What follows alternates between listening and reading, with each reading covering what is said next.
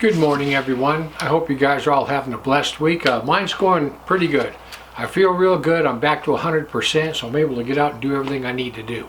I want to talk about news overload. People, listen, I quit watching most news. I consciously made a decision that I am not going to watch the news. Because number one, you don't know who's telling the truth and you don't know who's lying. And even Fox News, I believe that they are the controlled opposition. And I had to make a choice that, you know what, I see a good headline and I want to listen to it. And I said, no, all it's going to do is upset me. We know that very evil people are running the show. People that are evil and clueless are in charge of everything.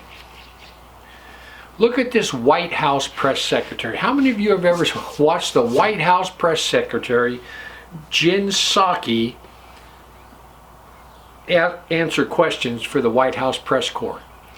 This lady is a paid liar.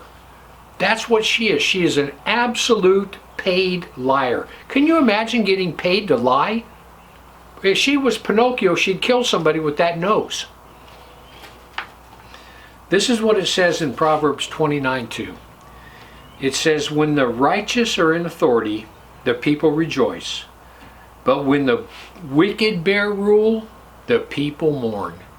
People, that's where we're at in America. The wicked are bearing rule, and the people, I mean, we're just getting hammered by all the things that Biden's doing, you know, with grocery prices skyrocketing and gas prices and everything else.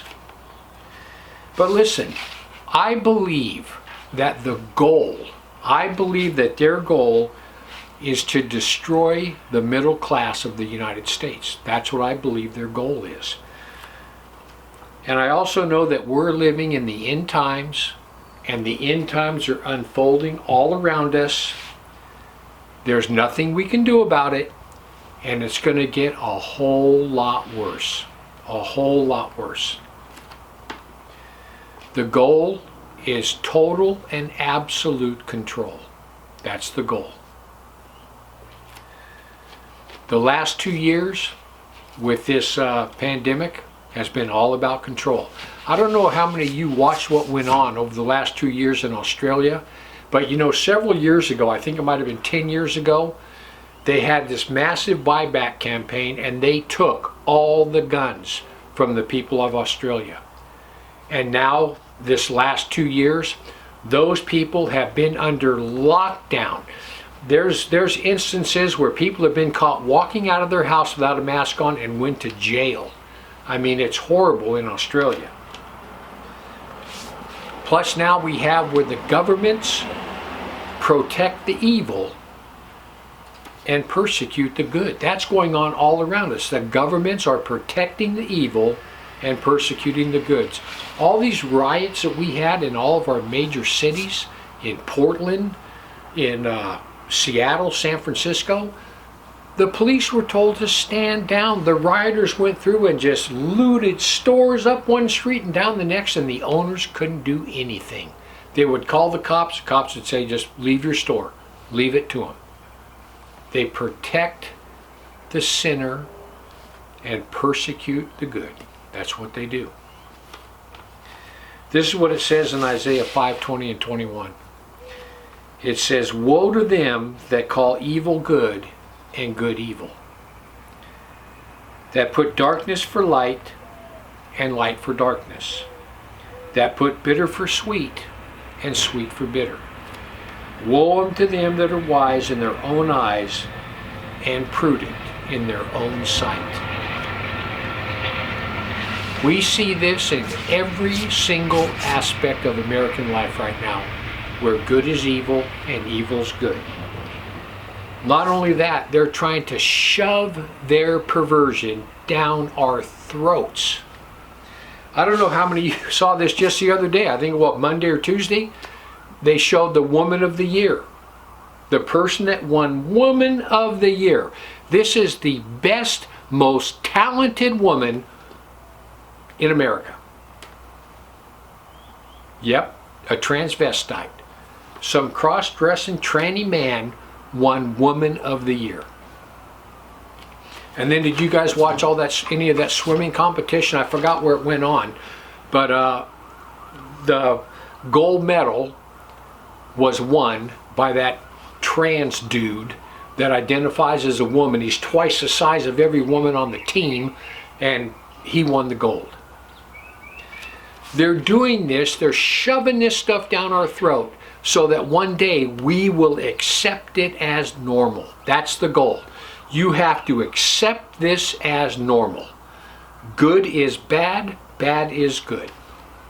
In California, where I live, any counselor in any field of mental health, if a gay person comes into that office, it is illegal for them to tell that person about Jesus, or to say to that person, well, you know what you're doing could be morally wrong.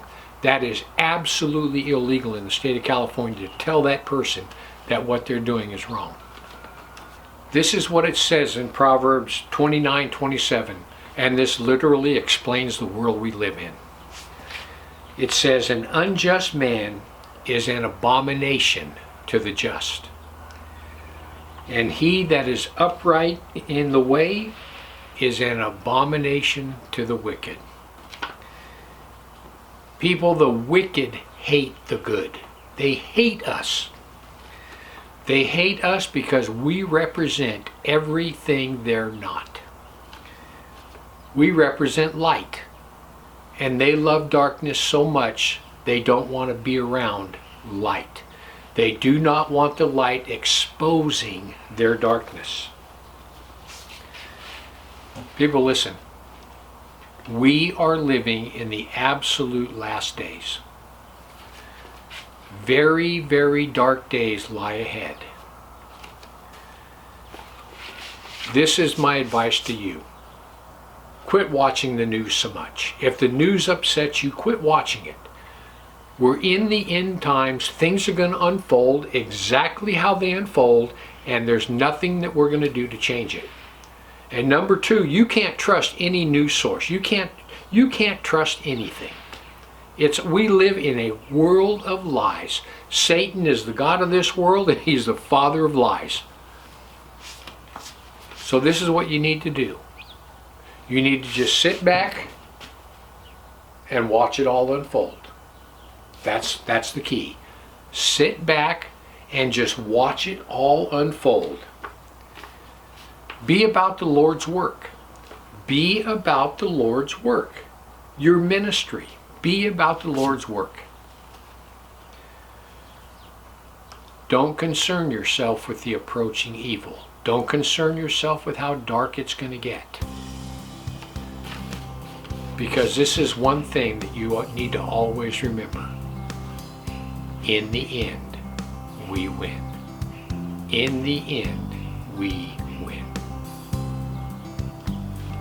Anyhow, I just wanted to give you something to think about. Heaven or hell, you choose. Just remember, once you take your last breath, it's a done deal.